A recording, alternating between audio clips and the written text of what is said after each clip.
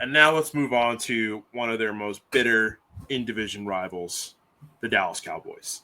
Yeah. The Dallas Cowboys are coming off a season in which they finished 7-10, breaking a 3-year streak of consecutive 12-5 seasons. However, 3 consecutive 12-5 seasons is really good.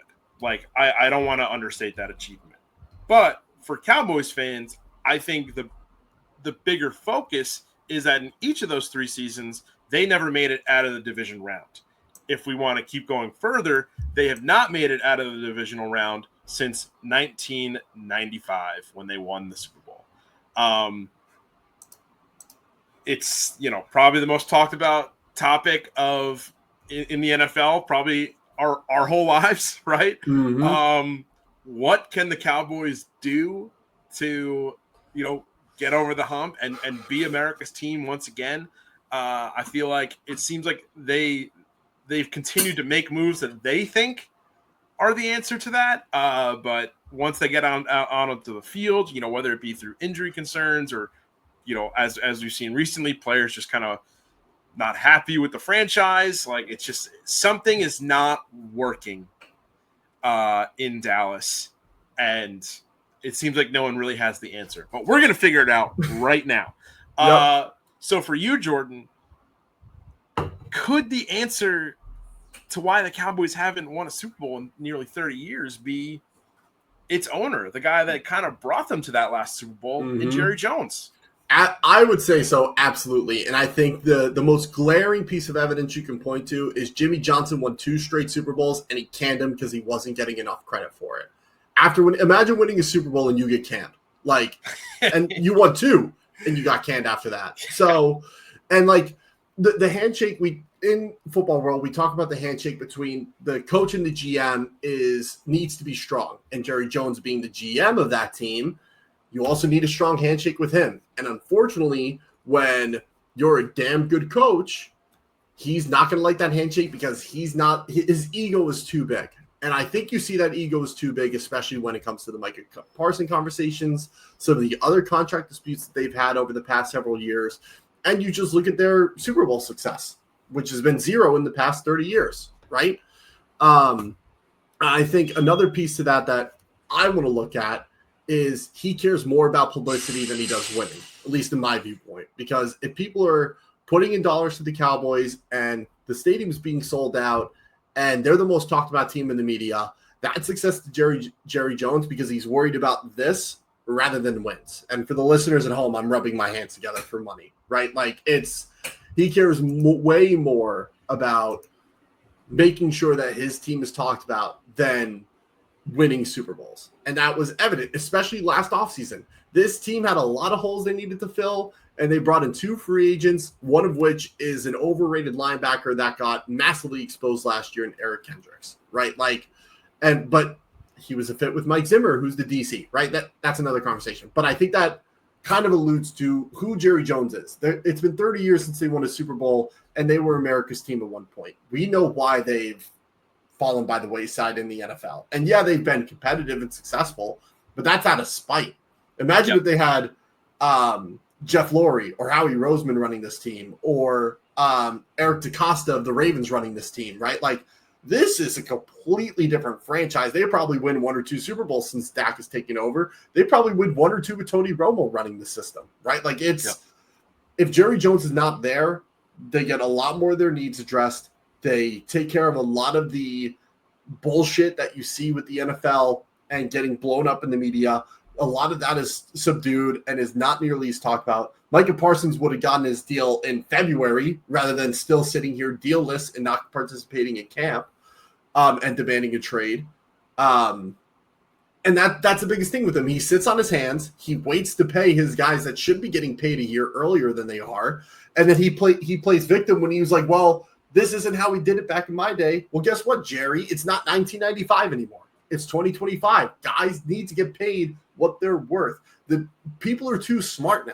And there's and this is a whole nother, but like where the economy is and where we're at socially, like people, like they want to be paid and they want security. And that's consistent from professional athletes all the way to people working in grocery stores and fast food restaurants. Like, people just want to be paid and they want to survive and live in this country, right? Like, the same goes for the NFL athletes. Yeah, they're making millions upon millions of dollars, and some people argue get paid too much, but they're the ones putting people in the seats, so they should be getting paid for it. That's the value they're bringing. So when you have an owner that wants to sit back and just be like, oh, well, woe is me, they don't want to be here, like, they're asking for too much money, they wouldn't be asking for that much if you friggin' paid them when you should have. Like, you know, and that's just the Cowboys' biggest hang up is the Jones family. If another person buys the Cowboys, which I don't know if that's ever going to happen, but when that does, the Cowboys are going to go back to being successful as long as the owner just writes checks and sits back and just watches his team be successful. Those are the best owners in the NFL, and unfortunately the Cowboys have the exact opposite of that. So my question to you is, so you bring up the fact that, you know, it seems like Jerry Jones only really cares about the money. And when you look at the data, I mean, I'm looking at Forbes right now as of the 2024 season, their sports team valuations. If you look at from 2015 to 2024, they went from being valued at $4 billion, the Cowboys, in 2015, to, as of 2024, being valued at $10.1 billion. That's more than a 2.5 times increase in value in just a decade, let alone for how long Jerry Jones is on the team, going all the way back to 1989, right? So if you're saying that Jerry Jones is focused on the money, he's pretty successful at being focused on the money, right? This team is still a cash cow, no matter how well or how poor they do on the field, right?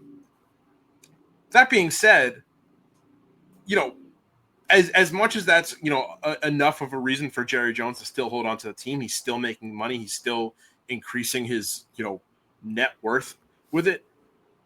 I don't think that Jerry Jones doesn't care about winning, right? I don't think he's like, they can go 0-17, but as long as I get another $500 million every season, that's fine with me.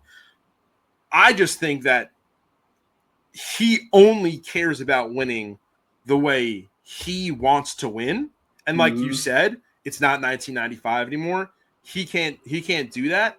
So if the money is still coming in and he's not convinced yet that the way that he wants to win is still an impossible way to win, what do you think it will take for Jerry Jones to crack? And by crack, I there's a wide range of things. That could be he just changes his philosophy, takes a smaller role in the team, and remains the owner. And lets kind of, you know, other people have more control. Or on the extreme end, he just lets the team go and sells it, and a new ownership group takes over. So what do you think, you know, it would take for any of those things to happen? Their star players need to not play and hold out. Yeah, that's besides Jerry Jones dropping dead. That is the only way this problem gets fixed with the Jones family and with what's going on, right? Because, like, and I don't mean to sound as harsh as I did there, but like, really, like, that's the only other alternative. That you have two possibilities, because what has been happening, athletes have taken the route that's normally taken and demand a trade, ask for money, ask an extension, and it's been getting handled since like 2002. Jerry Jones has been folding and giving them way more than what their worth is, or they end up getting traded the following offseason, right? Like, that's what happens. So that's been happening, and Jerry Jones is still accumulating immense value for this franchise and this organization. So Dak Prescott, CeeDee Lamb, Micah Parsons, Tyler Smith, they all need to say, you know what, I'm good. I'm going to sit out this year. And I don't know if they're going to have the fortitude to do that, because that you're giving it, all of them would be giving up a lot of money to do that. But you've already made millions. You already made a shit ton of money. If you really don't like the owner, like, you have to piss him off somehow. Like, that's the only way this gets fixed, because his ego will either get too high and he'll get rid of you, or he'll realize, shit, I probably should pay them, and he will. But then it's already too late, and now you're spending exorbitant amount of money at these positions. Now you can't build depth, which is the Cowboys' biggest issue right now, is their depth. So with that, how do you force him to change his way of thinking? You have to do something that's never been done in the NFL. All your star players sit down and say, yeah, the backups could play. And then the Cowboys will go 3-14, and it will be the worst record they've had since pre-Tony Romo. So then you're like, okay, I have to do something else. I have to pay guys earlier. And unfortunately, I don't think Jerry Jones will ever do that. And that's why I said he's going to have to drop dead. But then Stephen Jones is taking his place, and he's not any better, and he's younger. So it's like the end-all be-all for the Cowboys to finally get back to the Super Bowl is the Joneses have to be bought out.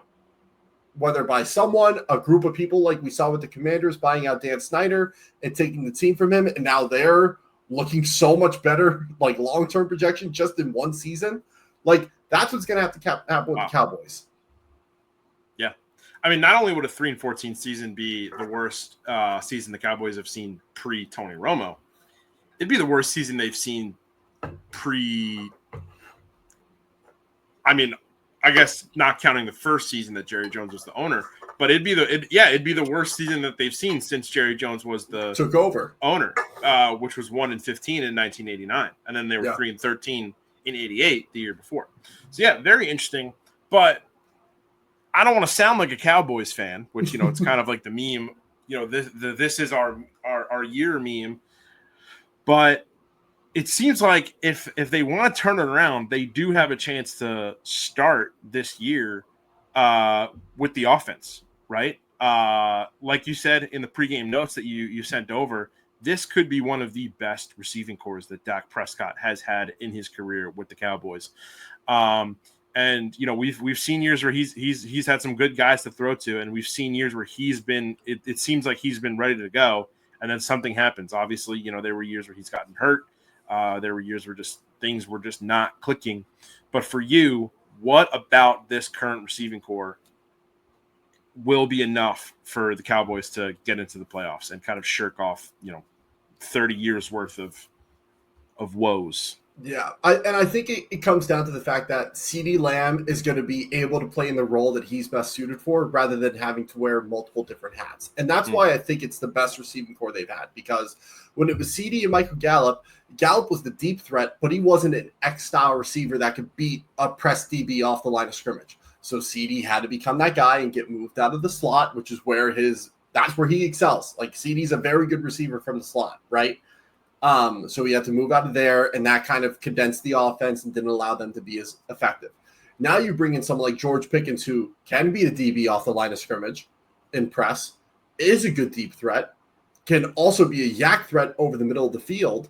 That's just going to open up the layers of the offense. So just adding George Pickens, who I don't think is a top receiver in this league, but he has a top skill set and a multiple skill set of what he can win and how he wins as a receiver. And now you're not asking him to be the number one guy. You're asking him to be number two to CeeDee Lamb, who they're going to plug and play in the slot and put wherever they want.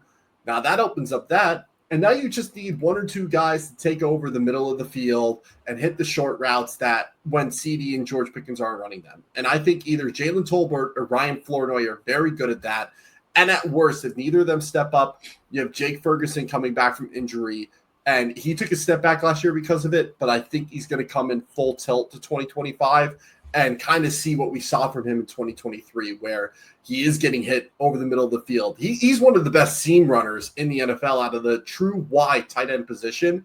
And I think with how much the outsides are going to be just blanketed with George Pickens there, CeeDee running outs, corners, and flats, like, they're going to have to worry about the outside. The middle's going to open right up for Jake Ferguson. And guess what? If they play deep in the middle, guess who's coming underneath? Jalen Tolbert or Ryan Flournoy or some other third receiver that could shock us and come out of nowhere this year. That's why I think it's the best receiving corps he's had. It's because of the versatility and skill sets rather than having specific guys for specific roles. Now, can Brian Schottenheimer use them to the way I think he can? Maybe. But again, we'll see how that goes when we get to October, November. Yeah. And so Dak Prescott, he's pretty comfortable right now. I mean, he's extended through the 2028 season. Obviously, he signed a pretty big extension about a year or two back. For you, like, what is Dak? What do you want to see out of just Dak specifically? I'm not sure if there's anything more I can see in terms of what he can do to elevate his game, because I think we've seen the best of Dak, and Dak is the best that he's ever going to be based on his talent. He can hit any level of the field, as we've seen. He can command this offense, and like, people give him a lot of shit about the interceptions he throws and when he throws them. But if you look at the tape, a lot of those are drops to the receiver's hands. There's something called option routes in the NFL that are used heavily. So someone will run a post instead of running a dig. So Dak will anticipate the dig and will throw it short. And when the guy is running behind a DB instead of in front, so like that becomes an issue. So I think what he needs to do is just minimize the mistakes and build better chemistry with his receivers. And again, I think the connection between him and CD is strong. The connection between him and Ferguson is strong. If he can hit the ground running with George Pickens, that's really going to help. And then they'll find a fourth option somewhere, like whether that's Tolbert or Flournoy, another receiver, or even one of the many running backs that they have, whether it's Javonte Williams, Miles Sanders, Jaden Blue, maybe Deuce Vaughn finally breaks out. Everyone loved Deuce Vaughn because, 5'5" and super efficient runner. How can you not? But as long as they can find a fourth option and he mitigates his mistakes or just mitigates the risky plays he takes on option routes, that's how he can, quote unquote, step up. Like, I don't think there's any more room for growth for him as a quarterback outside of mitigating mistakes. Like, he's shown he can hit any level of the field. He's shown he can rip a seam or layer a pass over a DB and underneath the safety, right? Like, he can do it all. And I think he just gets a bad rep because he's Dak Prescott in place for the Cowboys. And they suck in the playoffs, which – yeah, he isn't great in playoffs, at least what we've seen so far. But again, that's more – I think playoff success, just getting there, is more team-oriented rather than one or two players carrying you there, as we've seen over the past several seasons. Yeah, absolutely. And moving into their dark horse, defensive lineman, Marshawn Kneeland. We talked a lot about, the offense, but defensively, where does Kneeland kind of elevate this Cowboys defensive line? As long as they bring Micah Parsons back, I think he fills the shoes of DeMarcus Lawrence. They're similar body types. They're similar builds, similar play styles where they're just going to stuff you in the run game and then not be the premier pass rusher, but win often enough that you have to worry about more guys than one, right? And I'm going to butcher his last name, so I'm just going to say his first name. But they have Osa on the inside, who is, like Moro Ojomo, very efficient as a pass rusher, doesn't have the sack numbers to back it up, but high pressure rate, high pass rush win rate in all situations. So I think they already have those two to worry about. Now, Marshawn Kneeland just needs to be that power edge and move inside in true pass rush situations and go alongside Osa. He's someone that I think they don't miss a step if he progresses the way I think he can progress, because he's just a big body defensive end, which this defense needs that. Like, even if DeMarcus Lawrence was still there, like, they need a big body edge who can be a spell guy, or if they just want to stuff the run and give Micah a break to come in and do that, right? Like, that's what Marshawn can bring to this team. And I think he's a dark horse because he's not being talked about, and he's slated to be the starter. He's going to lose some of those edge reps in pass rush to Dante Flower and Donovan Aruzaraku, but having him in there as the starting edge and moving inside, that's going to be his best use, I think. And that's something DeMarcus didn't really bring as a defensive end. Yeah. And so my burning question, or, our burning question for the Cowboys heading into 2025 is, when looking at Dak Prescott's stats over his entire career, last season did not set the record for most amount of times he's been sacked in a season, but in terms of sack percentage, it was his worst since 2018. So for you, the big burning question is, how can this Cowboys O-line hold up this year? It's going to be tough. It's just plain and simple. You already have Tyler Guyton, who didn't tear an ACL, but had a significant knee injury that might knock him out the first few weeks of the season. So you're already losing your premier left tackle. Your right tackle situation is even worse, and was the Terrence Steele was the worst right tackle in the NFL last year to play a significant amount of snaps. And I don't think there's much more he can improve in his game, so he is who he is at this point in his career. You're also replacing Zach Martin, who is a first ballot Hall of Fame guard. So you have to replace him. And yeah, they brought in Tyler Booker, but he's a much better run defender than he is pass protector. So you're already looking at Tyler Guyton, who's going to miss time, looking at one of the worst pass protecting right tackles in the league, a rookie who is better at run blocking than pass protecting. And then you have Cooper Beebe filling in at center, who had his struggles as a rookie. Granted, he was splitting time between center and guard and moving around. So your only proven offensive lineman right out of the gate is Tyler Smith, and he's damn good. So when you have question marks at 4 out of the 5 spots on your offensive line, more often than not, you're going to be looking at a pretty bland offense in terms of pass protection. Now, Dak can mitigate that by having sound pass protection calls for this offensive line. Brian Schottenheimer can design more under center play actions for Dak than we're used to seeing him run to help mitigate the offensive line. So can they hold their own if this offense is ran how it was last year? No, absolutely not.